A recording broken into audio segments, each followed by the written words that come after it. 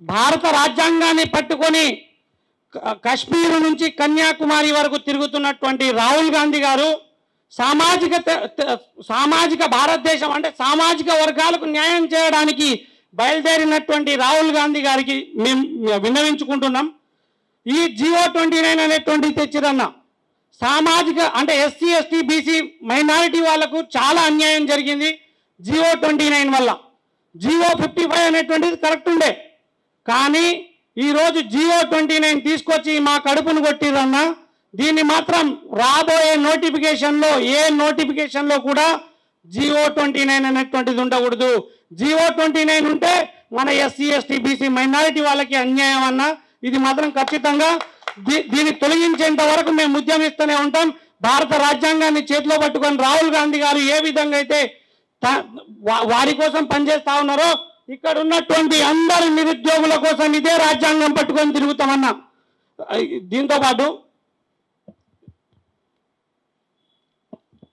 అన్న మేనిఫెస్టో అన్న, ఇది మేనిఫెస్టో కాంగ్రెస్ పార్టీ ప్రభుత్వం ఇచ్చినటువంటి మేనిఫెస్టోలో ఫస్ట్ మనకు యూత్ డిక్లరేషన్ అనేటువంటిది ఇచ్చారన్న. సరూర్ నగర్లో గౌరవ మన ప్రియాంక గాంధీ గారు. సో ఇందులో ఉన్నటువంటి పాయింట్స్ అన్న, రెండో పాయింట్స్ నుంచి మనం మొదలు పెడితే మొదటి ఏడాదిలోనే ఈ పాయింట్ ఎందుకు చెప్తున్నా అంటే మీరు ఆ రోజు వీడియోలో ఒక మాట అన్నారు, మొదటి ఏడాదిలోనే 2 లక్షల ఉద్యోగాల, ఇది అసంభవం అన్నట్టు మీరు ఆశ్చర్యపోయారు. కానీ ఈ యొక్క మేనిఫెస్టోలో ఈ 2.1 అనేటువంటి పాయింట్లో పొందుపరిచిరన్న. మొదటి ఏడాదిలోనే 2 లక్షల ప్రభుత్వ ఉద్యోగాల భర్తీ, మొదటి ఏడాదిలోనే SC, SC, BC minority backlog పోస్టుల భర్తీ, జూన్ 2 నుంచి అన్ని శాఖల్లో ఖాళీలతో జాబ్ క్యాలెండర్, సెప్టెంబర్ 17 లోపు నియామకాలు కంప్లీట్ చేస్తారని. నిరుద్యోగ భృతి ఇస్తామన్నారన్నా, ఇది దగా, ఇది చాలా మోసం అన్నా. నిరుద్యోగ భృతి అనేటువంటిది 18 నెలలు గడిచింది, 40 లక్షల మంది ఉన్నాం. మీరు 18 నెలల నుంచి ఇచ్చుకుంటే 72,000 రూపాయలు అప్పున్నారు మా అందరికీ. ఒక్కొక్కరికి 72,000 అప్పున్నారన్నా. ఇది మాత్రం తీర్చాలనేటువంటిది కోరుతా ఉన్నాం. దాంతోపాటు ఇప్పుడు మేనిఫెస్టోలో జాబ్ క్యాలెండర్ అనేది ఇచ్చారన్న. ఇది మేనిఫెస్టోలో ఉన్నటువంటి జాబ్ క్యాలెండర్, ఇది దగా బోగస్ క్యాలెండర్ అయిపోయిందన్న. దాంతోపాటు గౌరవ ఆర్థిక శాఖ మంత్రి డిప్యూటీ సీఎం అయినటువంటి బట్టి విక్రమార్క గారు, ఎందుకంటే మేము నమ్మినాం ఒక బడుగు బలహీన వర్గానికి చెందినటువంటి బిడ్డకు అన్ని తెలుస్తాయని నమ్మినాం. అది ఈ జాబ్ క్యాలెండర్ అసెంబ్లీలో విడుదల చేసినటువంటి జాబ్ క్యాలెండర్ అన్న, ఇది బోగస్ క్యాలెండర్ అయిపోయింది. ముచ్చటగా 3వ జాబ్ క్యాలెండర్ అనేటువంటిది విడుదల చేయడానికి రెడీగా ఉన్నారన్న. ఇప్పుడు రాబోయే అంటే చెప్తా ఉన్నారు, ఎందుకు కాంగ్రెస్ పార్టీ నుంచి అధికార ప్రతినిధులుగా వచ్చి మాట్లాడుతున్నటువంటి వ్యక్తులకు మీరు ఖచ్చితంగా వార్న్ చేయాలి. నిరుద్యోగుల పక్షాన హెచ్చరిస్తారు, లేచి కొట్టడానికి వస్తూ ఉన్నారు. మానవతరాయ్ గారికి ఈ యొక్క జాబ్ క్యాలెండర్ అంటే ఈ యొక్క మేనిఫెస్టో తయారైనప్పుడు ఆయన కాంగ్రెస్ పార్టీలో లేరనేటువంటి తెలియజేస్తా ఉన్నా. ఆయనకు మేనిఫెస్టోనే తెలియదు, కానీ జనార్దన్ మీద గొడవకు వెళ్తా ఉన్నారు. ఇది ఎంతవరకు అన్యాయం, ఇది ఎంతవరకు మీ కాంగ్రెస్ పార్టీకి అర్థం అవ్వాలన్నది. ఎందుకంటే బస్ యాత్ర చేసినటువంటి పిల్లలందరం మేమే, మీ పార్టీ గెలవాలని పనిచేసినటువంటి వ్యక్తులం.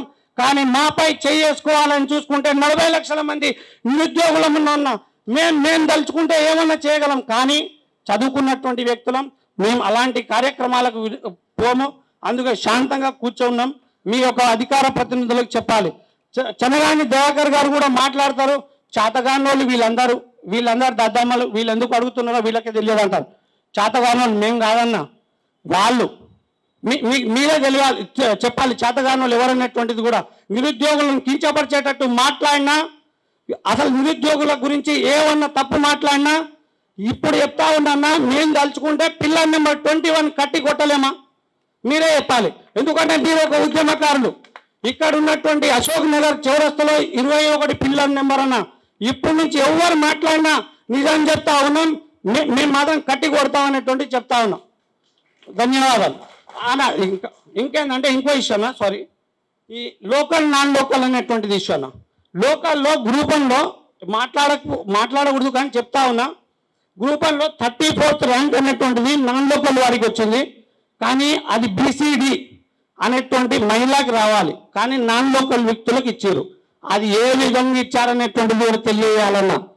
అదేవిధంగా ఇప్పుడు ఒకసారి గేమ్ స్టార్ట్ అయిన తర్వాత గేమ్ రూల్ చేంజ్ అవ్వద్దని మన కాంగ్రెస్ పార్టీ పెద్దలు చాలామంది చెప్పారన్న. ఎందుకంటే మేము ఉద్యమం చేస్తూ ఉన్నప్పుడు.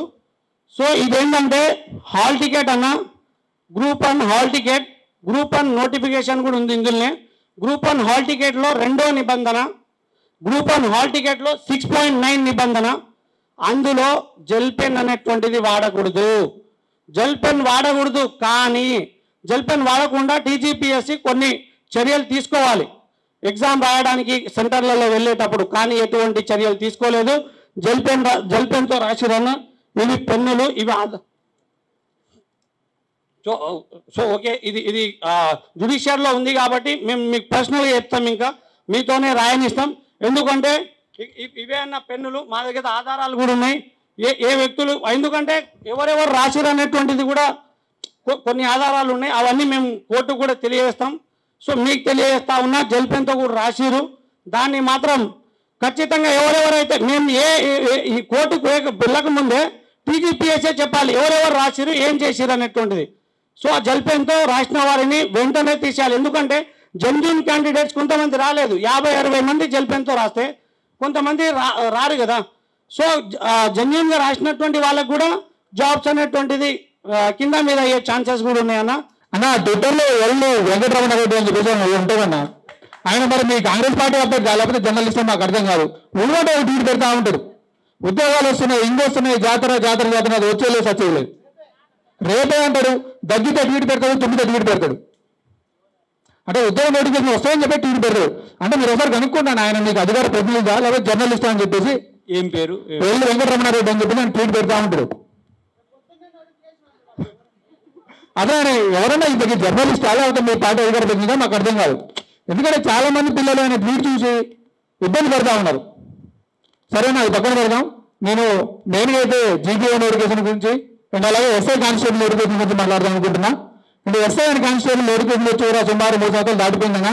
వాస్తవానికి మీరు అధికారులకు వచ్చిన తర్వాత కూడా 046 అని చెప్పేసి ఒక జీవో ఉన్నది. అంటే గ్రామీణ నిరుద్యోగ అభ్యర్థులకు తీవ్ర అన్యాయం జరుగుతుంది 046 వల్ల. ఎందుకంటే ఏరియాలో ఉన్న అభ్యర్థులకి కొంచెం అన్యాయం జరుగుతూ ఉన్నది, హైదరాబాద్లో ఉన్న అభ్యర్థులకు పోస్టులకు వచ్చే అవకాశం ఉంది. కాబట్టి ఆ 046 కూడా మీరు రద్దు చేసామన్నారు. కాబట్టి ఆ రోజు 46 అభ్యర్థులు అందరికీ కూడా తిరిగి మీ గెలుపులో పాల్గొంచుకోవడం జరిగింది. అండ్ అలాగే గ్రామపాలన ఆఫీసర్ నోటిఫికేషన్, జీపీఓ నోటిఫికేషన్ కూడా మాట్లాడాలన్నా ఖచ్చితంగా. ఎందుకంటే చాలా మంది నిరుద్యోగులు కనీసం జీపీఓ నోటిఫికేషన్ వచ్చిన బాండ్ అని చెప్పి ఎదురు చూస్తూ ఉన్నారు. ఎందుకంటే ఆల్రెడీ 10,954 జీపీఓ పోస్టులు ఉన్నాయన్న. మరి ఆల్రెడీ ఉన్నటువంటి పాత లిఆర్ఓలను తీసేసి గత ప్రభుత్వంలో వాళ్ళని రికార్డ్ అసిస్టెంట్లుగా జూనియర్ అసిస్టెంట్గా పెట్టడం జరిగింది. ఉన్నవాళ్ళు అదే విధంగా ఉంచకుండా మళ్ళీ వాళ్ళని తీసుకొచ్చి జీపీఓ పరీక్ష పెట్టి మళ్ళీ వాళ్ళ కొత్త ఉద్యోగాలు ఎందుకన్నా. ఇప్పుడు 10,000 ఉద్యోగాలు ఇస్తే 10,000 ఉద్యోగాలు మీరు ఇస్తే 1,00,000 కుటుంబాలన్నా. 10,000 అంటే 1,00,000 కుటుంబాలు బాగుపడతాయి తెలంగాణలో. కాబట్టి ఎందుకంటే మీరు నోట్ చేసుకోవాలి. అండ్ అలాగే పరీక్ష అయిపోయిన తర్వాత కూడా ఎక్కడైనా ఒక్కసారి నోటిఫికేషన్ ఇచ్చి 2-3 నెలలు పరీక్ష పెడతారన్నా. జీపీఓ ఎగ్జామ్ అట్లా జరిగినది. సరే ఆల్రెడీ ఫస్ట్ కొంతమంది క్వాలిఫై కాలేదు, మళ్ళీ మిగతా వాళ్ళకి ఎగ్జామ్ పెట్టి మళ్ళీ 2 సార్లు ఎగ్జామ్ పెట్టి ఉన్న 10,954 పోస్టులు కూడా మీరు జీపీఓ ఆల్రెడీ ఉన్నటువంటి బీఆర్ఓ భర్తీ చేసేంత వరకు కూడా పరీక్ష పెడుతూనే ఉంటారు అనుకుంటా. కాబట్టి తక్షణమే జీపీఓ నోటిఫికేషన్ వెంటనే విడుదల చేయాలి. అలాగే ఎస్ఐఆర్ కానిస్టేబుల్ నోటిఫికేషన్ కూడా తొందరగా విడుదల చేయాలి. ఎందుకంటే చాలా మంది మా అమ్మలకి తమ్ములకు కూడా ఏది అయిపోతా ఉన్నది. ఎందుకంటే SIR constable notification age limit ఉంటుంది, కొంచెం ఫిలిమ్స్ ఉంటుంది, ఈవెంట్స్ ఉంటాయి, గ్రౌండ్ కూడా ఉంటుంది. కాబట్టి ఎస్ఐ కానిస్టేబుల్ నోటిఫికేషన్ తొందర రావాలని కోరుతా ఉన్నా. ఎందుకంటే మీరు ఇప్పటికిప్పుడు ఎస్ఐ కానిస్టేబుల్ నోటిఫికేషన్ చేసినా కానీ 2 సంవత్సరాలు పడుతుంది. మొత్తం ప్రాసెస్ కంప్లీట్ అయ్యి 2 సంవత్సరాలు పడుతుంది. ఫిలిమ్స్ అయిపోతుంది, తర్వాత ఈవెంట్స్ అంటారు, తర్వాత మెయిన్స్ అంటారు, చాలా మంది కూడా ఏది అయిపోతా ఉన్నది.